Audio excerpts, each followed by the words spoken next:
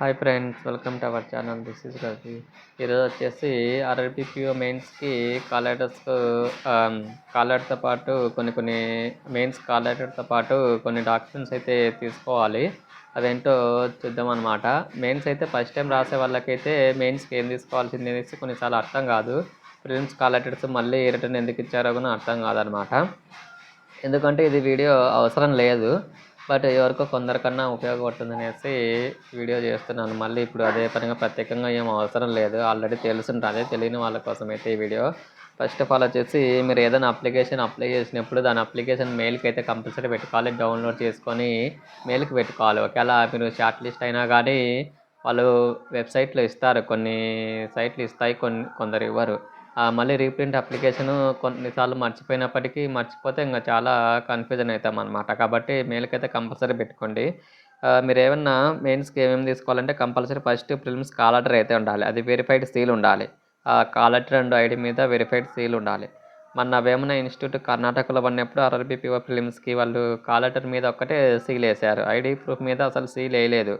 ఎంతసేపు మేము 1 hour request చేసాం. 1 అవర్ తర్వాత ఇంక మీ ఇష్టం ఎట్టన్నా ఏమైనా చేసుకుని అనేసి అప్పుడు వేసారు లాస్ట్లో. వాళ్ళంతా తెలుగే మాట్లాడింది మొన్న వేమన ఇన్స్టిట్యూట్లో.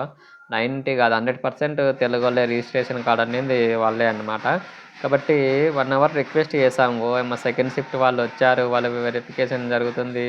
ఇంతసేపు సీల్ వేయలేదే, మాకు చెప్పలేదు, ఇన్స్ట్రక్షన్స్ ఇవ్వలేదు అంటారు. కానీ మెయిన్స్కి మటుకు ఎందుకు సీల్ వేయించుకోలేదని అడిగితే అప్పుడు మాకు ప్రాబ్లం అవుతుంది అనేసి ఆ 1 అవర్ కొంతమంది అన్నాం, మిగతా వాళ్ళు వెళ్ళిపోయారు. కాబట్టి ప్రిలిమ్స్ కాల్ లెటర్ అయితే కంపల్సరీ తెచ్చుకోవాలి. నెక్స్ట్ మెయిన్స్ కాల్ లెటరు, ఒక ఫోటో కంపల్సరీ ఒకటి ఉండాలి. ఆ ఫోటో వచ్చేసి మీరు మెయిన్స్ కాల్ లెటర్ మీద ముందుగానే పేస్ట్ చేసుకోండి. ఇంటి దగ్గర పేస్ట్ చేసుకుంటే సరిపోతుంది. మళ్ళీ అక్కడికి వెళ్ళి ఎగ్జామ్ సెంటర్లో చేయాల్సిన అవసరం లేదు. ఒక ఫోటో అయితే కంపల్సరీ ఉండాలి.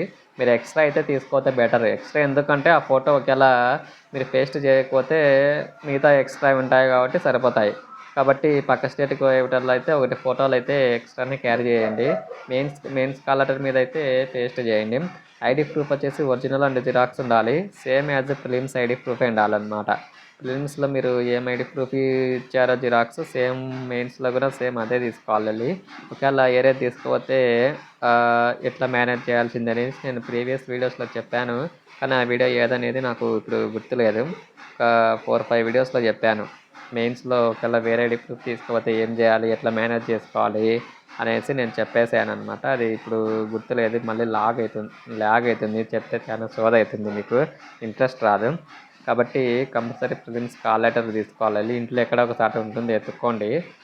మళ్ళీ కనపరాలేదా ఏంటి చెప్పొద్దండి, డస్ట్బిన్లోనే జాగ్రత్త. ఎందుకంటే మీ ఇంట్లో వాళ్ళకి తెలియదు అది కాల్ లెటరా అనేది, ఒక చిత్తు కాగితమే అనుకుంటారు. మీరు ఎక్కడంటే అక్కడ పడేసి ఉంటే. కాబట్టి మీరు ఏదన్నా ప్రిలిమ్స్ కాల్ లెటర్ అయితే జాగ్రత్త పెట్టుకోవాలి. మెయిన్స్ కాల్ లెటర్ జిరాక్స్ తీసుకొని బ్లాక్ అండ్ వైటే ఫోటో అయితే పేస్ట్ చేయాలి. ID proof original and photo copy ప్రిలిమ్స్లో ఏది ఇచ్చారో ఐడి ప్రూఫ్ మెయిన్స్ కూడా సేమ్ అదే తీసుకెళ్ళాలి, అదే మెయింటైన్ చేయాలి అన్ని వాళ్ళకి. నెక్స్ట్ పెన్ అయితే క్యారీ చేసుకోవాలి, పెన్ ఒకటి తెచ్చుకోవాలి.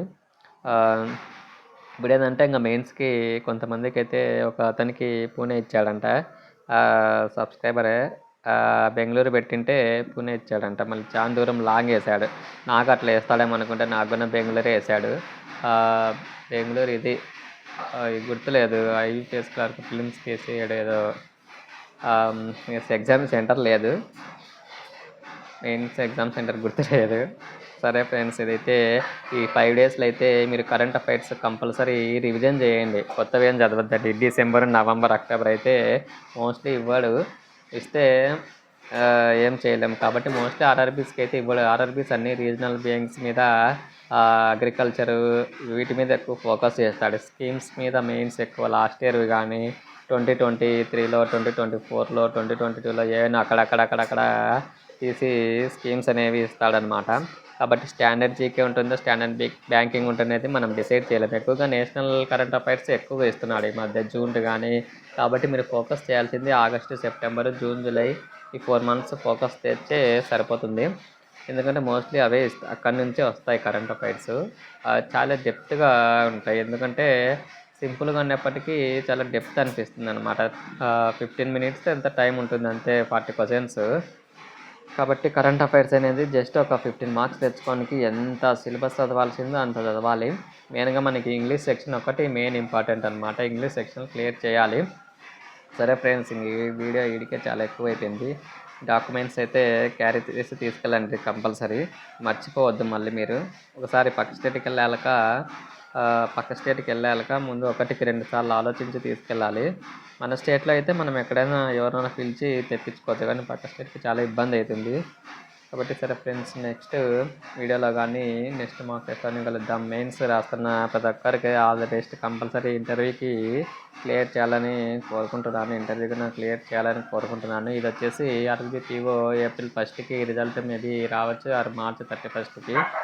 కాబట్టి ఇంకా మీరు ఎగ్జామ్ రాసిన వెంటనే నెక్స్ట్ ఎగ్జామ్కి ప్రిపేర్ కానీ తప్ప కట్ ఆఫ్ మార్క్స్ వస్తాయనేసి దాని మీద ఆలోచించద్దు, టైం వేస్ట్ అవుతుంది.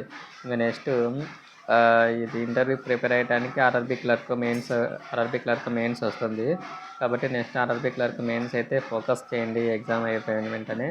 సరే ఫ్రెండ్స్, నెక్స్ట్ వీడియోలో కానీ నెక్స్ట్ మాక్ టెస్ట్‌లో కలుద్దాం. Bye bye.